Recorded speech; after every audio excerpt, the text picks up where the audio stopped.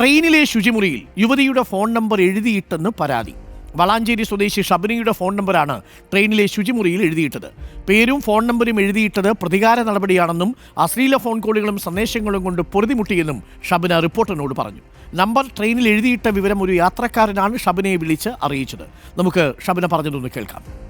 ട്രെയിനിന്റെ മൂത്രപ്പുരയില്ലേ, മൂത്രപ്പുര, അതിന്റെ ഉള്ളില് ഈ നമ്പർ, നിങ്ങളുടെ ഈ നമ്പറും പിന്നെ നിങ്ങളുടെ പേരും എഴുതി വെച്ചിട്ട് ഇങ്ങനെ ഈ വൃത്തികേട് എഴുതി വെച്ചിട്ടുണ്ട്. വൃത്തികേട്, അതാ ഞാൻ ചോദിച്ചത്. അപ്പൊ വിളിച്ചിട്ട് നിങ്ങളോടൊന്ന് കാര്യം പറയണല്ലോ, ഇങ്ങനെ ഒരു സംഭവം എഴുതി വെച്ചിട്ടുണ്ട് കേട്ടോ. അങ്ങനെ ആരെങ്കിലും എന്തുണ്ടെങ്കിലും നിങ്ങളൊന്ന് പരാതി കൊടുക്കണം, വിളിക്കണം. എന്തൊക്കെ മനോനിലയുള്ള മനുഷ്യരാണല്ലേ. ഒന്നൊരാളുടെ ശത്രുത തീർക്കാൻ വേണ്ടിയിട്ട് ഇതേപോലെ ശുചിമുറിയിൽ എഴുതി വെക്കുക. ഇനി ആ എഴുതി വെച്ച ആളുടെ മനോനിലയേക്കാൾ അപകടം പിടിച്ച മനോനിലയുള്ളവരാണ് ഈ ഷബിനയെ ഫോൺ വിളിക്കുന്നത്. ഇതിന് പിന്നിൽ ഒരു പ്രതികാര നടപടിയാണ് എന്നാണ് ഷബിന പറയുന്നത്. ഷബിനയോട് നേരത്തെ വൈരാഗ്യമുണ്ടായിരുന്ന ഒരു സുഹൃത്താണ് ഇത്തരത്തിൽ എഴുതിയിട്ടത് എന്നാണ് ഷബിനയുടെ സംശയം.